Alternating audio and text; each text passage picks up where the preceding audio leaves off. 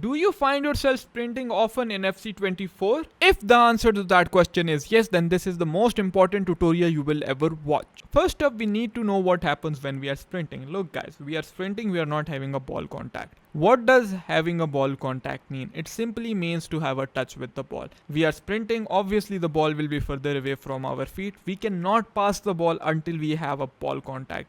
We cannot dribble with the ball until we have a ball contact. We cannot do a skill move until we have a ball contact. And sprinting all the time makes it very hard for us to build up any attacks. 90% of FC players are habitual sprinters. They love to sprint without any purpose, right? It is a habit. Many people complain they have a bad first touch. Why am I having this bad first touch? Obviously because I'm holding the R2 button on the first touch. Now if I were just to control the ball with the left stick, see what happens. I am not having a heavy touch. The ball sticks very close to my feet. I am having a ball contact.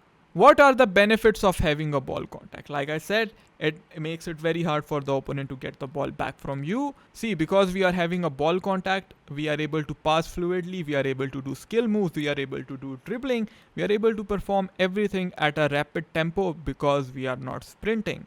This also allows us to control the tempo of the game and makes it harder for our opponent to get the ball back from us. EA released the control sprint feature this year, which is R1 plus left stick, right? Like the name suggests, it is controlled sprint.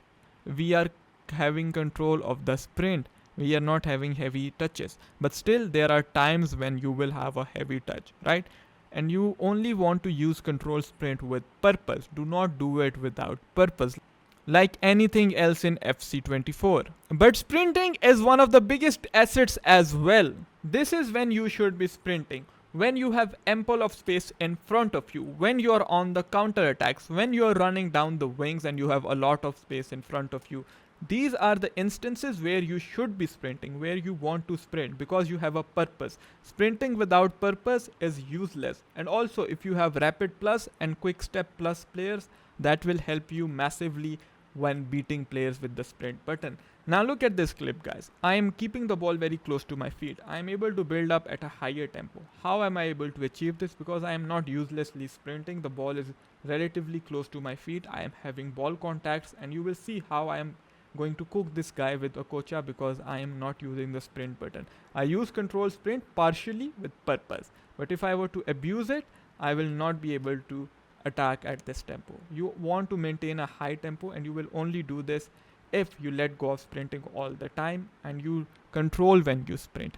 You combine it with control sprinting and you only do sprinting when you are having counter attacks, an ample of space and you are on the wings. Now if you want to master control sprinting, check this tutorial out here.